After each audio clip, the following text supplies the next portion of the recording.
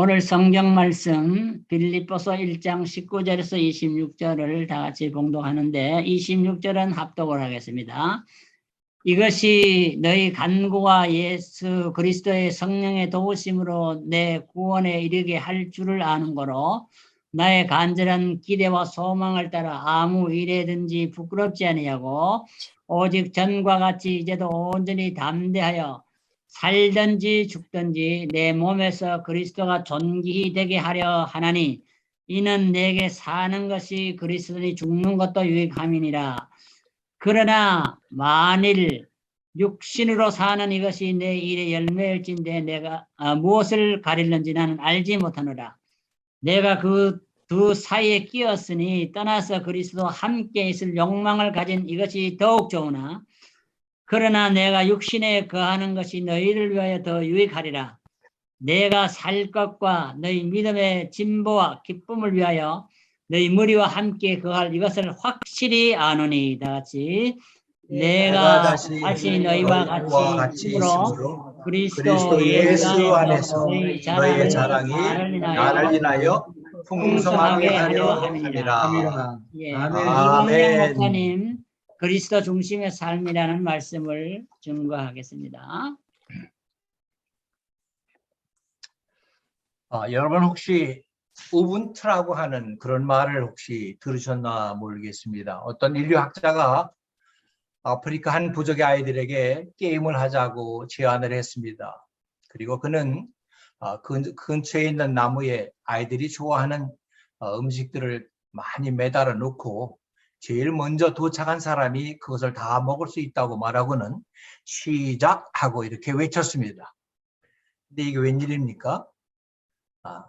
그는 아이들이 정신없이 서로 먼저 달려갈 거라고 생각을 했는데 아이들이 아무도 먼저 뛰어가는 사람이 없었던 것이에요. 대신 아이들은 모두 다 손을 다 함께 붙잡고 함께 가서 그 음식을 서로 나누어 먹었습니다. 이때 그 인류학자는 아이들에게 이렇게 묻습니다. 한 명이 먼저 가면 혼자서 다 먹을 수 있는데 너희들이 왜 함께 손을 붙잡고 뛰어갔느냐 하고 이렇게 물으니까 아이들이 동시에 이같이 우분투라고 이렇게 외치며 그 중에 한 아이가 이렇게 대답을 합니다. 다른 사람은 다 슬픈데 어떻게 한 명만 가서 혼자서 행복해질 수 있습니까? 하고 이렇게 대답을 하더랍니다. 여러분, 이 우분투라고 하는 말은 아프리카의 반투족의 말입니다. 이 말의 뜻은 한마디로 내가 있기에 내가 있다. I am because you are 라는 이런 뜻입니다.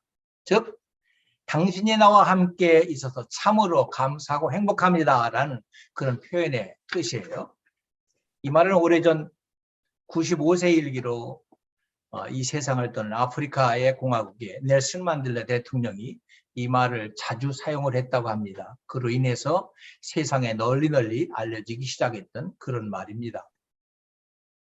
지난 한 달 전 우리 조국 대한민국에는 새로운 대통령 취임과 더불어 청와대 개방으로 연일 수많은 인파가 줄을 지어서 청와대 내외를 돌아보고 있는 모습을 보았습니다. 74년 만에 처음으로 개방된 청와대인 까닭에 이를 돌아보는 사람들의 감탄사가 갖가지로 다 이 모양 저 모양으로 소개를 하고 있었는데요. 그중에 몇을 골라보면 이런 표현을 하고 있습니다. 그동안 힘겹게 살아왔던 시민들 입에서는요, 보편적으로 이처럼 호화스러운 궁궐에서 국민들의 삶은 아랑곳 없이 자신들만 배를 채웠느냐 하고 분노를 금치 못하는 불만을 토하는 그런 자들이 참으로 많았는가 하면은 개중에는 참으로 국민들을 보살필 수 있는 대통령을 세워주신 것을 이번 대통령 집무실 이전과 청와대 개방을 통해서 깨닫게 되었다 하고 이렇게 말하는 자들도 있었습니다. 어쨌든 간에 한 나라나 지역사회 지도자의 차질이 얼마나 중요하다는 것을 우리에게 절실히 깨우쳐주는 그와 같은 일이었습니다. 그렇다면 주님의 핏값으로 세우신 교회는 과연 어떠할까요? 교회도 마찬가지라고 생각이 듭니다. 목회자의 중심적인 리더십에 따라서 그 교회의 양상이 다 다르게 나타나기 때문입니다. 어떻게 보면은 예수 그리스도를 믿고 교회에 지체가 된 성도들은 성도 다르고 이름도 다르고 자라온 환경과 직업과 배움과 경험과 성격도 다 다릅니다. 이렇게 서로 다른 사람들이 예수 그리스도 안에서 우리가 만났습니다. 그래서 우리는 예수의 이름 아래서 서로의 이름을 기억하고 불러주면서 서로 알아가며 서로를 사랑하고 섬기는, 그리고 함께 그 은혜를 나누는 우분투의 만남이 된 것이에요. 할렐루야. 우리 시간에 화면으로 우리 함께 예배드리는 우리 모두 서로에게 한번 이렇게 인사를 나눠봅시다. 당신이 있기에 내가 있습니다. 당신이 있기에 내가 있습니다. 또 이렇게 한번 인사를 나눠봅시다. 함께 주셔서 감사하고 행복합니다. 함께 주셔서 감사하고 행복합니다. 그렇습니다. 참다운 크리스천의 교제는 바로 이와 같은 마음가짐으로 온다고 생각이 됩니다. 그렇다면 우리 크리스천들은 과연 어떻게 살아야 할까요? 여러분, 크리스천이라고 하는 그 명칭이 어디서 근원됐는지는 잘 알고 계시죠? 사도행전 11장 26절에 있는 말씀처럼 바나바가 다소 있는 사울을 데리고 가서 수리아 안디옥에 가서 큰 무리를 1년 동안 열심히 가르쳤는데, 이로 인하여 그곳에 있는 많은 크리스천들이, 성도들이 주변에 있는 불신자들로부터 특별한 모습을 보이게 되었습니다. 이로 인하여 주변에 많은 사람들이 그곳에 구원받은 교회에 있는 많은 사람들이 일컬어 크리스찬이라는 이런 별명을 붙이게 되어서 그것이 지금까지 유래해서 내려오고 있던 것이에요. 한마디로 크리스찬이란 말은 그리스도와 같이 생각하고 행동하는 사람이라는 그런 뜻입니다. 그러므로 우리는 그리스도 중심으로 살아야 합니다. 그래서 오늘 이 시간에는 우리가 그리스도 중심으로 살기 위해서는 어떠한 삶을 우리가 살아야 하는지를 오늘 본문에 있는 말씀을 함께 상고하면서 귀한 은혜를 함께 나누고자 합니다. 첫 번째로 오늘 본문인 19절부터 20절 초반에 있는 말씀을 통해 보면 그리스도인들은 항상 부끄러움이 없는 삶을 살아야 한다는 것을 우리가 도전받게 됩니다. 우리 함께 본문 안부에 보시겠습니다. 이것이 너의 간구와 예수 그리스도의 성령의 도우심으로 내 구원에 이르게 할 줄 아는 거로 나의 간절한 기대와 소망을 따라 아무 일에든지 부끄럽지 아니하고 오직 전과 같이 이제도 온전히 담대하여. 그리스도인의 삶은 한마디로 부끄러움이 없는 담대한 삶이 되어야 한다는 말씀입니다. 근데 여러분, 우리가 왜 이 세상에 살면서 가끔 이처럼 담대하게 살지 못할까요? 그 이유는 무엇일까요? 사실 우리의 삶이 과연 주변에 어떠한 영향을 미칠까를 생각해 본다면은 우리는 이렇게 고백할 수 있지 않을까요? 나의 삶이 주변에 있는 많은 사람들에게 본이 되지 못하기 때문은 아닐까 하고 생각을 해보게 됩니다. 얼마 전에 제가 머리를 자르러 헤어컷을 하기 위해서 미용실에 갔었는데 그 미용사 대화와 함께 대화를 나누는 중에 이런 말을 제가 들었습니다. 요즘 한국이나 이곳 주변에 교회 지도자들이나 교회 중직자들, 이런 사람들 논란 때문에 믿음이 약한 초신자들이 얼마나 많이 실족하는지 몰라요. 교회 지도자 위치에 있는 분들이 참 여러 가지로 신앙생활에 본이 되지 못하기 때문에 그렇지 않을까요? 이렇게 질문하는 거예요. 이 말을 듣고 저도 참 굉장히 당황했습니다. 왜냐하면 이 말은 1차적으로는 목회자들에게 이런 말이고 2차적으로는 먼저 믿은 신자들에게 이런 말이에요. 그래서 이 말을 들으면서 주의 사역자의 입장에서 굉장히 얼굴이 뜨거워지기도 했습니다. 그러나 목회자고 사역자인 까닭에 예수를 믿고 신앙생활하는 그분인 까닭에 올바로 신앙생활을 인도해 줘야 하겠다 하고 생각을 해서 제가 이렇게 이야기를 해줬습니다. 어떠한 여건 속에 있어서도 내 자신의 믿음은 내가 스스로 지키도록 애쓰며 하나님께 매여 달려야 합니다 하고 권면을 해주고 머리를 깎고 돌아온 적이 있습니다. 참으로 안타까운 현실 속에 우리는 신앙생활을 하고 있습니다. 근데 오늘 본문에 등장하는 사도 바울을 우리가 살펴보면 그는 과연 어떠했는가요? 그는 자신이 복음 때문에 로마의 감옥에 투옥된 현재의 처지를 전혀 부끄럽지 않게 생각하고 오히려 담대했다고 기록하고 있습니다. 그 이유가 무엇일까요? 무엇 때문이었을까요? 그의 삶의 주된 관심사가 바로 그리스도에게 달려 있었기 때문입니다. 여러분, 지금 우리들의 삶의 관심사는 과연 어디에 달려 있습니까?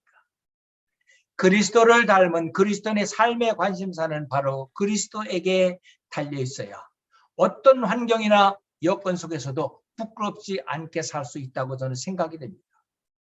그렇다면 우리가 사도 바울처럼 부끄러움이 없는 삶을 살려면 과연 어떻게 해야 할까요? 두 가지가 필요합니다. 본문 19절 말씀에 보니까 이것이 너희의 간구와 예수 그리스도의 성령의 도우심으로 나를 구원에 이르게 할 줄 아는 거로. 이 첫 번째는 간구함이에요. 기도예요. 기도 생활. 물론 지속적인 나 자신의 기도 생활이 항상 우선이 되어야 하지만요. 다른 사람이나 이웃을 위한 충복 기도가 또한 항상 병행되어야 합니다. 여러분, 우리가 기도 생활 가운데 중보 기도를 얼마나 많이 강조합니까? 그 이유가 무엇이죠?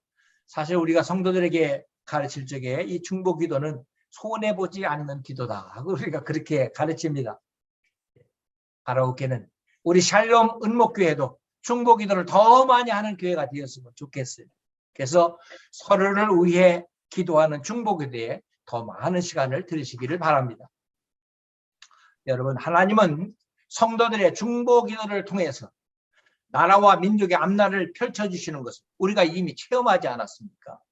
모쪼록 우리들의 중보 기도를 통해서 이곳 지역사회에서 부끄러움이 없는 샬롬 은목교회로 크게 쓰임받게 되기를 주님의 이름으로 간절히 기도합니다.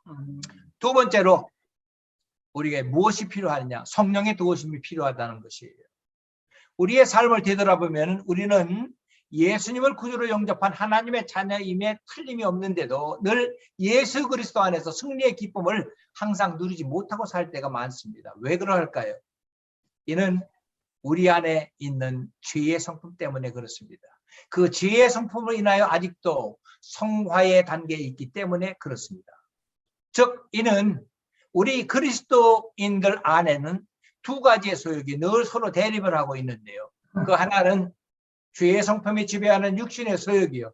또 하나는 성령이 지배하는 성령의 소욕입니다. 예를 들면 우리가 어떤 일을 결정할 때 육신의 소욕이 성령의 소욕을 짓누르고 그대로 행동하게 되면은 육신의 열매인 죄악을 낳게 됩니다. 그런데 이와 반대로 성령의 소욕이 육신의 소욕을 제어하고 성령의 뜻대로 순종하게 되면은 성령의 열매를 맺어서 부끄러움이 없는 삶을 살 수 있게 되는 것이에요.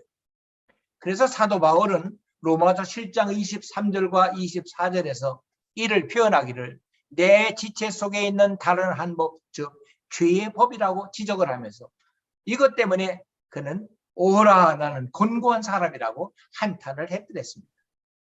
그렇기 때문에 우리는 육신의 소욕을 제어하고 성령의 소욕을 따라 살기 위해서 성령님의 도우심이 절대로 필요한 것입니다.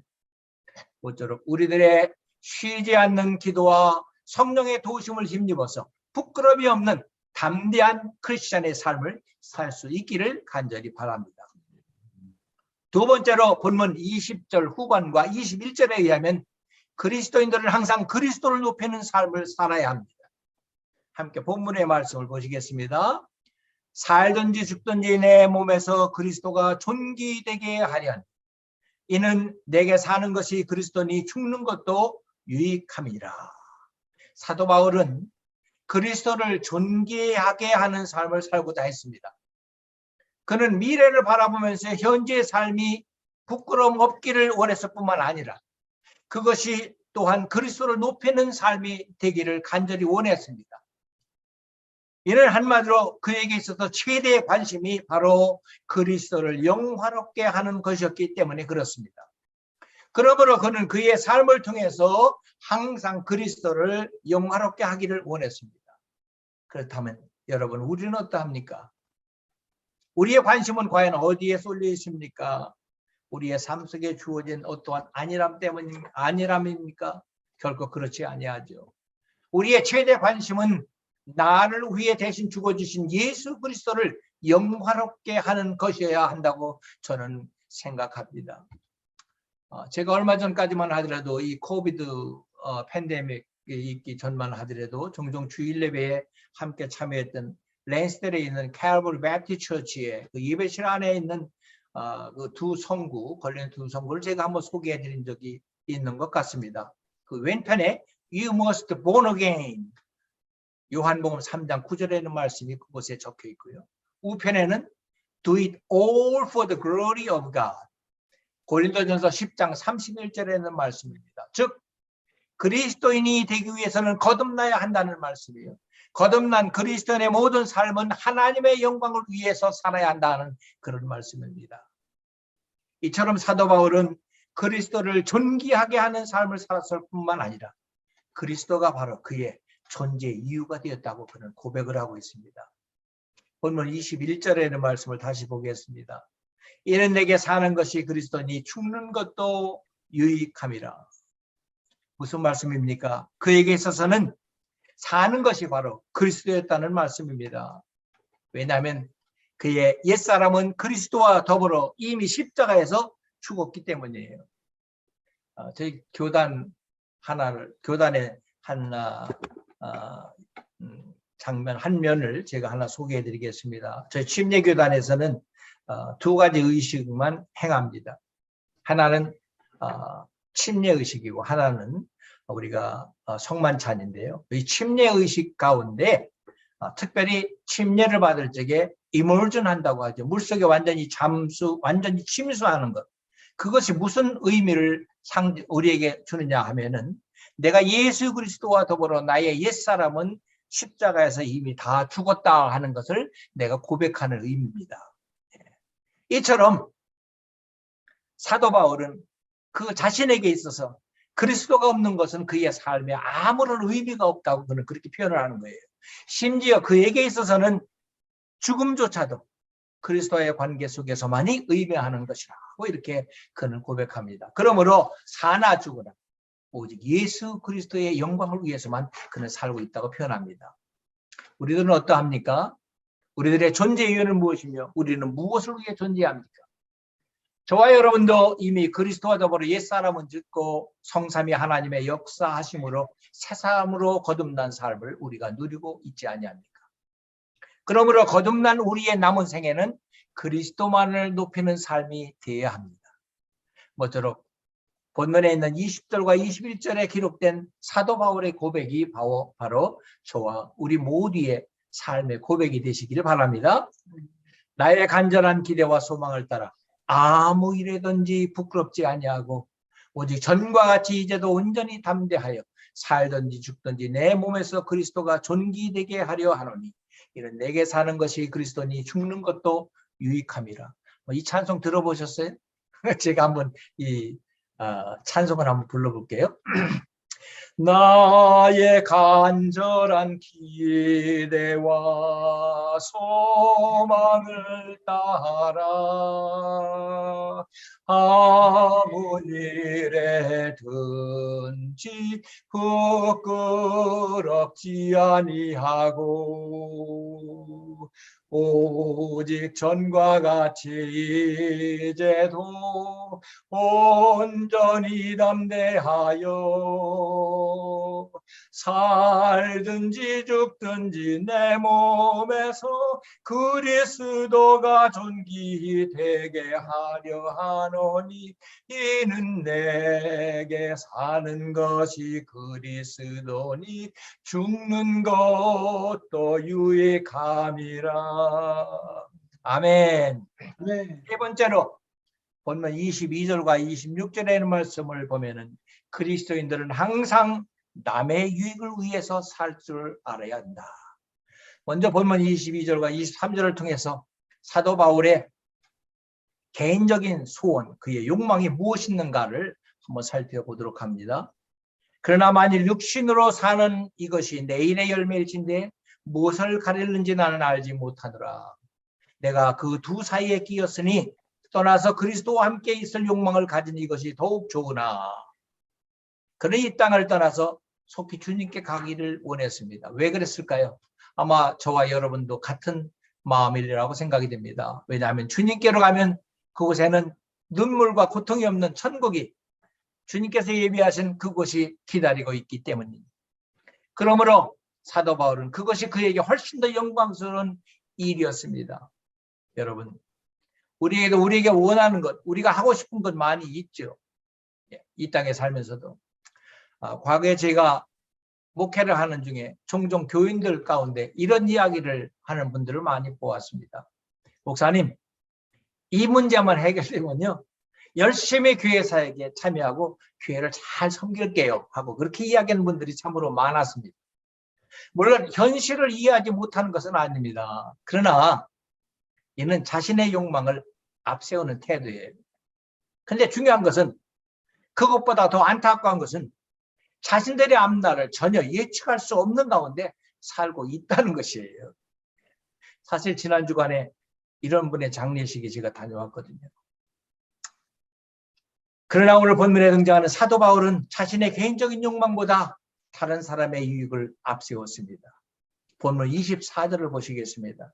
그러나 내가 육신에 거하는 것이 너희를 위하여 더 유익하리라. 이는 빌립보 성도들의 유익을 위해서 자신의 개인적인 욕망을 뒷전으로 밀쳐버렸다는 그런 말씀입니다. 즉 그는 빌립보 성도들에게 믿음의 진보와 믿음의 기쁨이 있게 하고자 했습니다. 또한 그리스도 안에서 그들로 하여금 자랑할 것이 많게 하고자 했습니다. 이 말이 무슨 말일까요? 이는 그가 이 땅에 살아있음으로 인해서 빌립보 성도들의 교훈과 양육이 계속될 것이기 때문에 그리스도 안에서 그들의 사랑이 넘칠 수밖에 없게 될 것을 그는 내다보았기 때문입니다. 우리는 어떻습니까? 우리들 자신의 욕망과 계획과 소원 등이 있습니다. 그러나 그것보다는 다른 성도들의 영적 유익을 우선적으로 생각하는 우리들이 되어야 하지 않을까요? 이는 교회 생활 안에서만이 아닙니다. 우리가 함께 살고 있는 이웃과의 삶 속에서도 해당된 말씀이라고 저는 생각이 됩니다. 즉 내가 살고 있는 이웃에게 좋은 영향을 끼치도록 노력을 해야 복음을 전할 수 있는 기회를 내가 얻게 되기 때문입니다. 요즘에 전도 패러다임이 바뀌었어요. 복음을 들어보지 못한 사람이 없어요. 물론 안 들어본 사람도 혹시 있을지도 몰라요. 그러나 거의 다 복음을 다 들어봤습니다. 따라서 우리들 자신의 구별된 성도의 삶이 이웃에게 좋은 영향을 끼치도록 해서 내가 믿는 예수 그리스도께로 그들이 나아올 수 있는 그런 기회를 제공하는 것, 그것이 바로 우리들의 태도요, 우리의 삶이 되어야 한다는 그런 말씀입니다. 그래서 올바른 크리스천의 삶을 살려면 다른 사람들보다는 더 부지런해야 됩니다. 물론 사역자들은 더 부지런하지요. 그러나 저는 일반 평신들에게도 올바로 크리스천의 삶을 살기 위해서는 지역사회나 이웃들에게도 부지런한 모습을 항상 보여야 한다고 저는 얘기합니다. 그 이유가 여러 가지 이유가 있어요. 주변 환경도 깨끗하게 유지를 해야죠. 그래야 이웃 사람들에게 편안함과 유익을 줄 수가 있어요. 종종 그렇잖아요. 주변에 타운십이나 이런 데서 어느 때 보면은 제대로 집 관리를 못하게 되면 와서 경고장을 붙일 때도 있어요.